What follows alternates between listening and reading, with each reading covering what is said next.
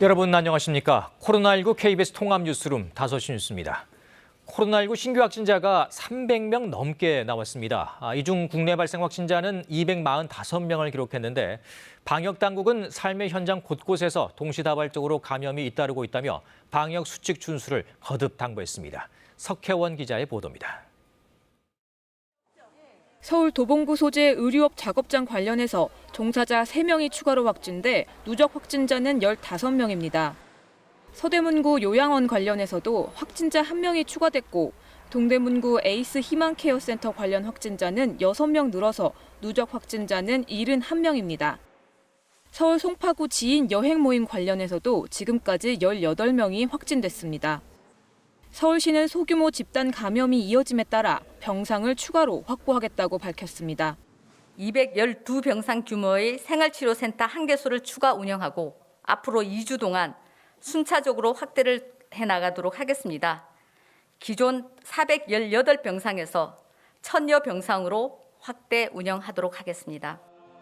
방역당국은 과거 확진자 대부분이 특정 집단에서 대규모로 발생했던 것과는 달리 지금은 삶의 현장 곳곳에서 동시다발적으로 나오고 있다며 우려했습니다. 감염 양상도 가족 모임, 지인 간 친목 모임, 직장, 음식점, 주점, 사우나 등 특정 시설에 편중되지 않고 일상 곳곳에서 집단 감염이 나타나고 있습니다. 이제는 언제 어디서나 누구라도 감염될 수 있는 상황이라며 방역수칙 준수를 거듭 부탁했습니다. 또 불필요한 이동과 접촉은 최소화하고 감염 위험이 높은 식사나 음주 모임은 자제해달라고 요청했습니다. 코로나19 백신과 관련해 정부는 최근 성과를 내고 있는 선도 기업들과도 공급 협상을 벌이고 있다고 밝혔습니다. 그러면서 내년까지 3천만 명이 접종할 수 있는 분량의 백신 확보를 목표로 하고 있다고 설명했습니다. 다만 백신 접종까지 안전성 확보와 유통체계 구축에 시간이 걸리기 때문에 현재 가장 중요한 것은 생활방역 체계 안에서 감염을 통제하는 것이라고 강조했습니다. KBS 뉴스 석혜원입니다. 이 경기도는 하루 사이에 코로나19 신규 확진자가 87명 늘면서 오늘 0시 기준 누적 확진자가 6,137명이 됐다고 밝혔습니다. 이는 지난달 22일 101명 이후 가장 많은 수치입니다. 포천시 일동면에 있는 요양원인 믿음의 집과 관련해 어제 하루 추가 확진자가 17명이 나왔고 안산의 한 수영장과 관련해서도 5명이 추가로 양성 판정을 받았습니다. 삼성전자와 LG전자 등 국내 주요 기업에서 확진자가 잇따라 발생하면서 업무 차질이 가시화되고 있습니다. 삼성전자는 수원사업장 무선사업부 건물에서 확진자 1명이 나와 오늘 하루 건물 전체를 폐쇄하고 임직원들은 재택근무하도록 조치했다고 밝혔습니다. LG전자도 서울 서초 R&D 캠퍼스에서 근무하던 직원 1명이 어제 확진 판정을 받아 건물 전체에 대해 방역 조치를 하고 내일까지 폐쇄하기로 했습니다. 지역 감염이 계속되는 광주와 전남에서는 조금 전 순천에서 한꺼번에 많은 확진자가 나왔습니다. 취재 기자 연결하겠습니다. 네, 손준수 기자, 확산세가 커져서 걱정인데요. 광주, 전남 상황 자세히 전해주시죠. 네, 조금 전에 전남 순천에서 코로나19 신규 확진자 11명이 더 나왔습니다. 신규 확진자 11명 가운데 8명이 전남 순천시의 한 마을 주민입니다. 방역당국은 전남 광양의 기존 확진자가 다녀간 순천의 한 음식점과 연관된 것으로 보고 있습니다. 마을 주민이 한꺼번에 확진 판정을 받자 순천시는 마을 주민 전수진단검사에 들어갔고 마을 전체가 동일 집단 격리에 들어갔습니다. 오늘 오후에 확진 판정을 받은 전남 동부권의 3명 가운데 2명은 어제 확진 판정을 받은 광양의 PC방 주인의 초등학생 자녀들입니다. 이에 앞서 오늘 오전에는 광주에서 전남대병원 간호사 1명이 확진 판정을 받았고 전남 목포 기독병원 간호사도 양성 판정을 받았습니다. 확진자가 나온 병원들은 일부 병동을 폐쇄하고 환자를 격리 조치시켰으며 의료진과 직원들을 진단검사를 받았습니다. 전남대병원 연간 감염이 광주에서 시작돼 전남 지역으로 번져나가는 모양새입니다. 지난 13일 이후 전남대병원 방문자와 환자들에 대한 전수검사는 현재까지 6,700여 건이 진행됐는데 이 가운데 430여 건은 검사가 나오지 않은 상태여서 추가 발생 가능성이 남아 있습니다. 이렇게 전남대병원과 관련한 확진자가 매일 나오면서 연간된 확진자는 모두 40명으로 늘어났습니다. 지난 7일부터 시작된 지역 감염으로 광주와 전남에서는 모두 170명의 지역 감염 확진자가 발생했습니다. 지금까지 광주광역시청에서 KBS 뉴스 손주수입니다. 한동안 잠잠했던 경북에서도 어제 하루 12명의 지역 감염자가 발생했습니다. 경북 영덕의 한 장례식장에서 집단 감염이 시작됐는데 가족 모임으로 인한 확산이 잇따르고 있어 재유행 우려가 커지고 있습니다. 유재형 기자가 보도합니다. 경북 영덕의 한 장례식장에서 9명이 집단으로 코로나19에 감염됐습니다. 보건당국은 지난 13일과 14일 이틀 동안 서울 송파구 확진자가 장례식장을 다녀가면서 감염이 확산한 것으로 추정하고 있습니다. 장례식장을 주로 보고요. 확진자가 접촉 경로 거래하고 장지에 가서 장지에 다니신 분들 이렇게 둘둘 지금 역학조사를 하고 있습니다. 특히 한 명은 포항의 고등학생으로 장례식장 방문 후 학교와 남구 일대 학원 2곳을 다녀간 것으로 확인됐습니다. 이에 따라 포항시와 교육청은 해당 학교 수업을 원격으로 전환하고 같은 반 학생 등 밀접 접촉자 80여 명을 자가격리했습니다. 문경에서는 지난 15일 김치를 담그기 위해 모인 확진자의 어머니와 조카가 양성 판정을 받았고 경산에서는 청송 가족 모임발 확진자가 1명 추가되는 등 경북에서 12명의 지역 감염자가 나왔습니다. 방역당국은 가족 간 모임이 확산의 원인인 만큼 앞으로 2주간 약속을 취소하거나 연기할 것을 당부했습니다. 마스크 착용이 어려운 식사나 대화가 수반되는 모임은 위험도가 무척 높은 만큼 반드시 자제하여 주실 것을 당부드립니다. 대구에서는 확진자와 접촉한 2명이 양성 판정을 받아 방역당국이 역학조사에 나섰습니다. KBS 뉴스 류지엔입니다. 네, 조금 전 유재형 기자의 인터뷰에서 인터뷰 내용 중에 관련 자막이 잘못 나갔음을 알려드립니다. 이 점 양해 바랍니다. 자, 그동안 안정세를 유지하던 경남에서 하루 만에 21명의 확진자가 나왔습니다. 학교와 직장을 통한 감염으로 지역사회 전파가 빠르게 진행되고 있어 비상이 걸렸습니다. 취재 기자 연결하겠습니다. 천연수 기자, 네, 자세한 상황 전해주십시오. 네, 경남에서는 오늘 하루 동안 21명의 확진자가 나왔습니다. 지난 2월 20일 경남에 코로나19 첫 확진자가 나온 이후 가장 많습니다.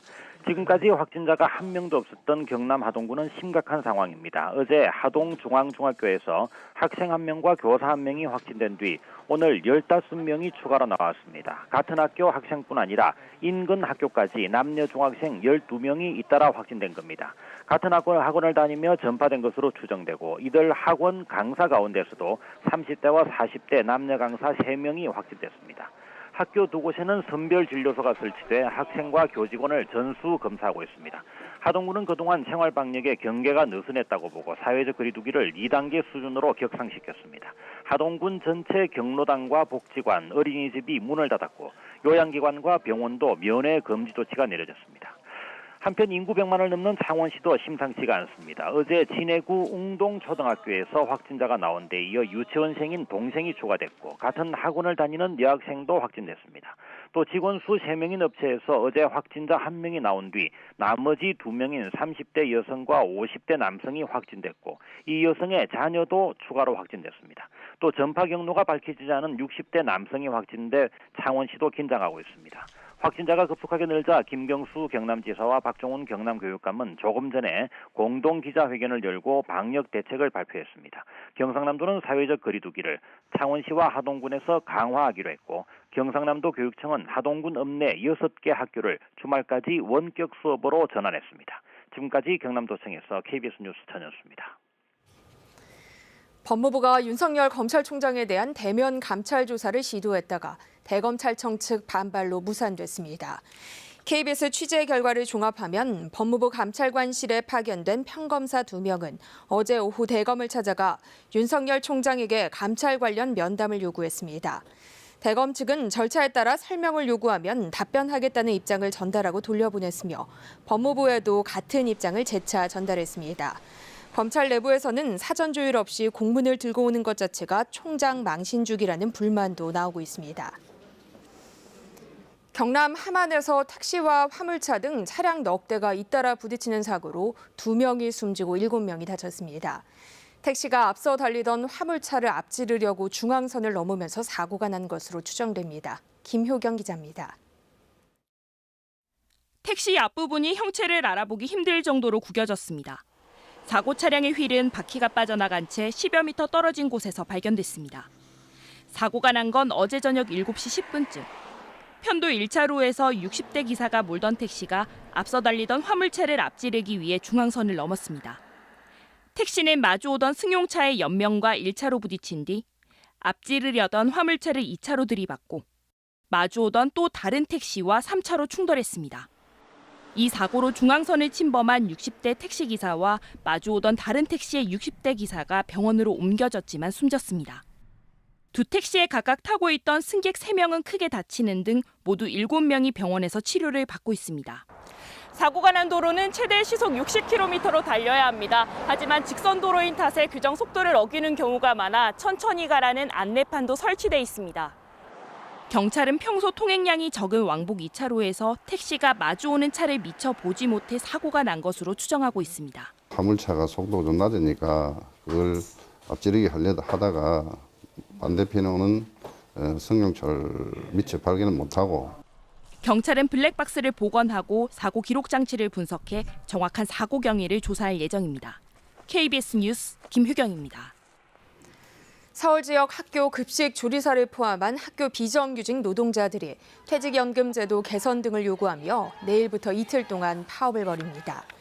서울 학교 비정규직 연대회의는 호소문을 내고 서울시 교육청과 실무회의를 했지만 매우 실망스러운 안을 제시했을 뿐이었다며 논의 끝에 파업하기로 결정했다고 밝혔습니다. 이번 파업에 참여하는 2천여 명의 조합원 가운데 700여 명은 급식 분야 조합원으로 파악되고 있어 내일부터 이틀간 학교 급식에 차질이 예상됩니다. 프로듀스 101 시리즈의 시청자 투표를 조작한 혐의로 기소된 담당 PD가 항소심에서도 실형을 선고받았습니다. 재판부는 이번 사건으로 피해를 본 연습생 명단도 공개했습니다. 이재희 기자입니다. 서울고등법원 형사 1부는 프로듀스 101 투표 조작을 주도해 사기 등의 혐의로 기소된 CJ E&M 김용범 PD에게 오늘 징역 1년 8개월의 실형을 선고했습니다. 김 PD 밑에서 메인 PD로 일했던 안준영 PD는 연예기획사로부터 3,600여만 원 상당의 향응을 받은 혐의까지 인정돼 징역 2년을 선고받았습니다. 김 PD 등은 2016년부터 2019년까지 방영된 프로듀스 101 시즌 1부터 시즌 4의 시청자 투표 결과를 조작해 특정 연습생들의 순위를 임의로 바꿨다는 혐의로 재판에 넘겨졌습니다. 또 투표 참여로 원하는 연습생을 데뷔시킬 수 있다고 시청자들을 속여 방송사가 유료 문자 투표 수익을 올리도록 한 혐의도 받았습니다. 재판부는 김 PD 등이 프로그램의 성공이라는 목적과 오디션 프로그램의 진정성을 맞바꿔버렸다며 그 결과 시청자들은 극도의 배신감을 느꼈고 순위 조작으로 억울하게 탈락한 피해 연습생들은 평생 고통을 안고 살게 됐다고 지적했습니다. 그러면서 1심이 유죄로 본 사기 범행 중 일부분은 혐의가 인정되지 않지만 엄벌이 불가피하다며 1심 형량을 그대로 유지했습니다. 재판부는 특히 오늘 선고 공판에서 순위 조작으로 탈락한 피해 연습생 12명의 이름을 공개했습니다. 이 사건으로 가장 큰 피해를 본 당사자들이 누군지 밝혀져야 진정한 피해 구제가 가능하다고 보고 재판 과정에서 명단을 특정한 겁니다. 재판부는 또 유료 문자 투표 비용 100원을 돌려달라고 주장한 시청자 A씨의 신청을 받아들여 안 PD 등 제작진이 100원을 배상하라고 명령했습니다. KBS 뉴스 이재입니다. 1,000만 원 이상의 지방세 등을 1년 이상 내지 않은 고액 체납자 명단이 공개됐습니다. 이들의 체납액만 4천억 원이 넘습니다. 정영훈 기자입니다. 행정안전부와 각 지방자치단체가 지방세 등을 체납한 개인과 법인 9,668명의 명단을 공개했습니다. 공개 대상자 가운데 지방세 체납자가 8,720명, 지방행정제재, 부과금 체납자는 948명입니다. 이들의 체납액은 4,243억 6천만 원에 이릅니다. 1인당 평균 체납액은 4,900만 원입니다. 서울 등 수도권의 지방세 체납자가 4,465명으로 전체 인원의 51.2%를 차지했고 체납액도 55%에 이릅니다. 체납액 구간별로는 1,000만 원 이상 3,000만 원 미만의 체납자가 5,344명으로 가장 많았습니다. 1억 원 초과 체납자는 722명으로 전체 지방채 체납 인원의 8.3%였습니다. 그러나 이들의 체납액은 1,903억 원으로 전체 체납액의 44.8%에 달했습니다. 업종별로는 제조업과 도소매업, 건설 건축업, 서비스업 순으로 많았습니다. 전 보혜저축은행 대표 오모 씨는 지방소득세 146억 8천여만 원을 체납해 4년 연속으로 개인 체납액 1위를 기록했습니다. 이어 전 한솔그룹 부회장 조모 씨가 주민세 83억 2천여만 원을 내지 않아 2위에 올랐습니다.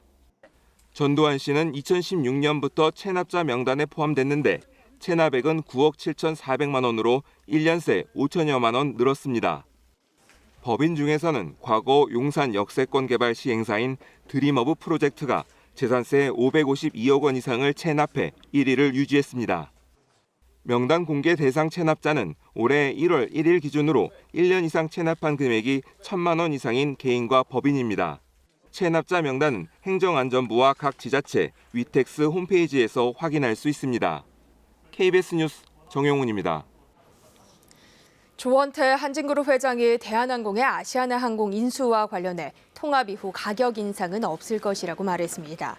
조 회장은 오늘 서울 여의도 전경련회관에서 열린 32차 한미 재개회의에 참석한 뒤 독과점 우려에 대한 기자들의 질문을 받고 절대로 고객 편의 저하나 가격 인상 이런 것은 없다고 답했습니다.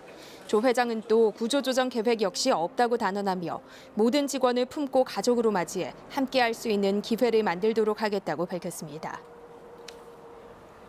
공수처장 후보추천위원회가 오늘 오후 후보군 심사를 다시 시작했습니다. 지난주 회의 때에는 이 후보를 압축하지 못했는데 오늘 안에 대통령에게 추천할 최종 후보 2인이 결정될지 관심입니다. 김수연 기자가 보도합니다.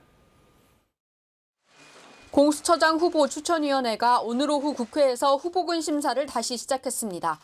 추천위는 지난 13일 첫 심사를 열고 8시간 이상 회의했지만 일부 추천위원들이 자료 보완 등을 요구하면서 후보군을 압축하지 못했습니다.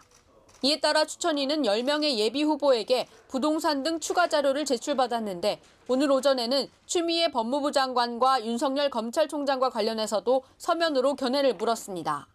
이와 관련해 추천위원인 이찬희 대한변협 회장은 오늘 회의에 참석하면서 후보자가 정치적 중립성을 가졌는지 확인하기 위한 것이라고 말했습니다.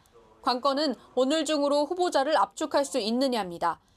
추천위가 대통령에게 추천할 후보는 2명인데 정부 여당 측 추천위원들은 오늘 중으로 최종 후보군을 정하거나 4-5명으로는 줄여야 한다는 입장입니다. 그러나 후보 거부권을 가진 야당 추천위원 측이 철저한 검증을 요구하고 있어 심사에 진통을 겪을 것으로 보입니다. 공수처장 후보를 검찰 출신으로 임명할지를 두고도 여야 측 의견 차이가 좁혀지지 않은 상태입니다. 추천위원들은 일단 새롭게 제출받은 자료를 토대로 추가 검증을 진행한 후 후보군 압축과 관련해 방법론 등을 논의할 것으로 보입니다. 더불어민주당은 오늘까지 반드시 후보를 추천해달라며 심사가 지연돼 공수처 출범이 늦어지면 야당의 거부권을 없애는 방향으로 공수처법을 고치겠다고 최후 통첩을 한 상태입니다. 이에 대해 국민의힘은 제대로 된 검증도 없이 졸속으로 공수처장을 임명할 수 없다면서 민주당이 약속했던 청와대 특별감찰관 임명 절차를 발부하고 촉구하고 있습니다. KBS 뉴스 김수연입니다. 김해신 공항이 폐기 수순에 들어간 가운데 지역 정치권과 부산시는 가덕 신공항 건설 특별법 제정에 사활을 걸었습니다. 특히 부산시는 가덕 신공항 입지의 타당성을 입증하기 위한 자체 용역에 착수했습니다. 이슬 기자입니다. 더불어민주당 부산, 울산, 경남 국회의원들은 가덕 신공항 추진단을 구성하고 특별법 제정에 착수했습니다. 이르면 다음 주 발의될 가덕 신공항 건설 특별법에는 공항 개발의 사전 용역과 행정 절차를 간소화하는 내용이 담길 것으로 보입니다.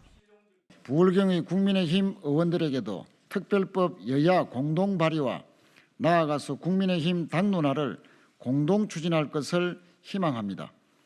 원점에서 입지 선정 절차를 거쳐야 한다던 국토교통부 입장에도 기류 변화가 감지되고 있습니다. 김해 신공항이 사실상 백지화되고 지역 정치권이 특별법을 거론하며 가덕 신공항이 부상한 데 따른 것으로 분석됩니다. 저는 이제 항공 수요 조사부터 해야 된다는 주장이었는데 이 부분들을 조금 완화해서 기존에 2016년도에 했던 사전 타당성 조사 용역을 수정 보완하는 부산시는 관문공항으로서 가덕도 입지 조건의 객관성과 타당성 담보를 위해 2건의 자체 용역을 실시합니다. 가덕신공항의 공사비와 사업비, 연약 지반, 수심 등을 따져보는 가덕신공항 쟁점에 대한 적정성 검토 용역과 가덕신공항 조류 이동 경로에 대한 환경 분야의 용역입니다. 국토교통부가 다음 달 확정하는 제6차 공항개발 종합계획에 가덕을 적시한 동남권 신공항 내용이 포함될지 지역사회에 관심이 집중되고 있습니다. KBS 뉴스 이이슬입니다. 코로나19로 바이오 헬스 산업이 차세대 핵심 산업으로 주목받고 있습니다. 우리 정부도 2023년까지 10조 원 규모의 민간 투자를 유도하는 등 세계 최고 수준의 바이오 헬스 산업 구축 계획을 밝혔습니다. 김유대 기자입니다. 코로나19 확산 속 전 세계 100여 개 국가로 수출된 한국산 진단키트. 올해 초만 해도 수출이 거의 없었지만 9월 한 달 동안 3억 2천만 달러가 수출되는 등 실적이 급증했습니다. 여기에 힘입어 올해 의약품과 의료기기 수출 역시 사상 처음으로 100억 달러를 이미 돌파했습니다. 정부는 가파른 성장세를 보이고 있는 이런 바이오 헬스 분야를 미래의 유망 산업으로 보고 집중 육성하겠다는 계획을 밝혔습니다. 2023년까지 국내 바이오 헬스 기업 등 민간에서 모두 10조 원을 투자하고 정부는 이를 뒷받침해 산업 기반을 조성하겠다는 겁니다. 정부는 우선 바이오 인력 양성센터를 세워 해마다 2,000명씩 전문 인력을 배출해 기업의 성장 기반 강화를 돕기로 했습니다. 바이오 산업 원자재와 장비 등의 국산화도 지원합니다. 또한 바이오 기술을 전자와 화학 등 기존 산업뿐만 아니라 AI 등 디지털 기술과 융합해 세계 시장에서 경쟁력을 확보할 계획입니다. 바이오와 첨단 기술의 융합이 가속화되면서 디지털 헬스케어, 의료 빅데이터, 의료 인공지능 분야 등의 새로운 시장은 연 20%를 넘는 초고속 성장이 기대됩니다. 정부는 예정대로 민간 투자가 진행된다면 2023년까지 바이오 헬스 분야에서 9,300명 규모의 신규 고용이 창출될 것으로 전망했습니다. KBS 뉴스 김유대입니다. 과학기술정보통신부 등 관계 부처는 오늘 세계 최초 정지 궤도 환경 위성인 천리안 2비호의 환경 탑재체에서 관측된 아시아 대기질 자료를 처음으로 공개했습니다. 이번에 공개된 영상은 천리안 2비호가 관측한 아시아 전역의 미세먼지, 이산화질소, 오존 등 대기 오염 물질 자료입니다. 천리안 2비호는 35,700여 킬로미터 상공에서 지구의 자전주기와 동일한 속도로 돌며 아시아 20여 개 국가의 대기질을 관측할 수 있습니다. 미국의 코로나19 신규 확진자가 2주째 10만 명 이상 나오는 등 확산세가 꺾이지 않고 있습니다. 트럼프 행정부가 방역에 손을 놓고 있는 사이 주정부들이 뒤늦게 방역 강화에 나섰지만 역부족인 상황입니다. 이호일 기자입니다. 미국에서 하루 10만 명 넘는 코로나19 신규 확진자 발생이 2주일째 지속되고 있습니다. 특히 최근 일주일 동안은 신규 확진자가 하루 평균 15만 명 이상 쏟아지고 있습니다. 미국 내 전체 누적 확진자는 이제 1,200만 명에 육박했습니다. 병원에 입원한 환자는 7만 3천여 명으로 코로나19 사태 이후 최고치를 기록했습니다. 미 중부 지역 상황이 특히 심각해 넘쳐나는 환자들로 병원이 포화 상태에 달해 이르면 다음 달 초 의료 붕괴에 직면할 수 있다는 우려가 나오고 있습니다. This morning ICU beds are pretty tight. We don't have any in our facility here, and we only have a few left in Fargo. 대선 불복에 몰두한 트럼프 행정부가 방역에는 사실상 손을 놓으면서 각 주정부들이 자체 방역을 강화하고 있습니다. 메릴랜드, 오클라호마주가 밤 10시 이후 식당과 술집 영업을 중단하고 오하이오주는 일반 상점의 심야 영업도 3주간 중단시키기로 했습니다. 노스다코다와 유타, 몬태나주 등은 공공장소에서 마스크 착용을 의무화했습니다. CNN은 적어도 13개 주가 코로나 확산 억제를 위한 규제를 발표했거나 시행에 들어갔다고 전했습니다. I think we should have had a mandate a couple months ago to slow this thing down. 한편 여론조사 업체 갤럽은 미국인 58%가 코로나 백신을 맞겠다고 응답해 2달 전 조사 당시 50%보다 백신 신뢰도가 높아졌다고 밝혔습니다. KBS 뉴스 이호울입니다. 일본 도쿄도에서 하루 최다 기록인 493명의 코로나19 확진자가 새로 확인됐습니다. 일본 공영방송 NHK는 오늘 도쿄도 관계자를 인용해 이같이 전했습니다. 이는 그동안 최다 기록이던 지난 8월 1일 472명을 뛰어넘는 수치입니다. 도쿄도는 내일 전문가 회의를 열어 감염 상황을 기존 4단계 가운데 가장 높은 경계 수준으로 높일 방침입니다. 이어서 오늘의 주식 시황을 KB증권에서 전해드립니다. KB증권입니다. 코로나19 확산세에 따른 우려감 속에서도 코스피가 또다시 연고점을 새롭게 경신했습니다. 코스닥은 외국인과 기관의 동반 사자로 1% 넘게 오르며 850선을 회복했습니다.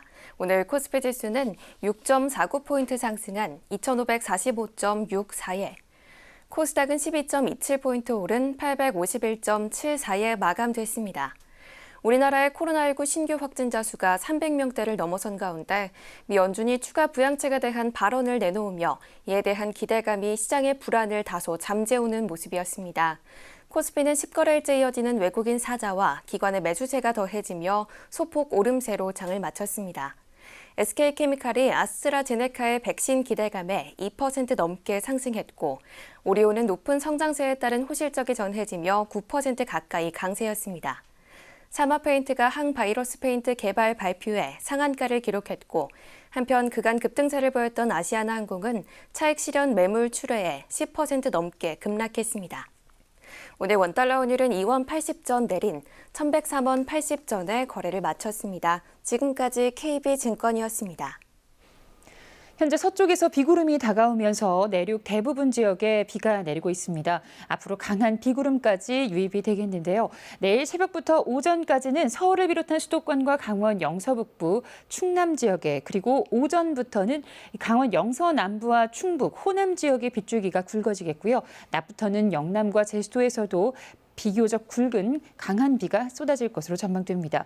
내일까지 예상 강우량이 많습니다. 경기 내륙, 강원 영서북부, 충남 남부, 전북 북부에는 많게는 100mm 이상의 집중호우가 예상되는 가운데 비가 내리는 동안 벼락과 돌풍이 동반되는 곳이 있겠습니다. 이 비는 내일 낮에 중부 서해안을 시작으로 밤에는 대부분 그칠 것으로 보입니다. 내일 아침 기온은 서울, 청주 18도, 광주 19도, 대구 17도 등으로 오늘보다 높겠습니다. 내일은 아침 기온, 낮 기온이 큰 차이가 없겠는데요. 서울이 18도, 청주 19도, 광주, 대구 20도 등으로 오늘보다 조금 낮겠습니다. 바다의 물결은 전해상에서 4, 5m로 거세게 일겠습니다. 내일 밤에 비가 그치고 나면 북쪽에서 찬 공기가 내려오면서 기온이 큰 폭으로 떨어지겠습니다. 바람까지 강하게 불어서 다시 추워지겠습니다. 기상정보였습니다. 코로나19 통합 뉴스룸은 7시 뉴스에서 이어집니다. 시청해주신 여러분 고맙습니다.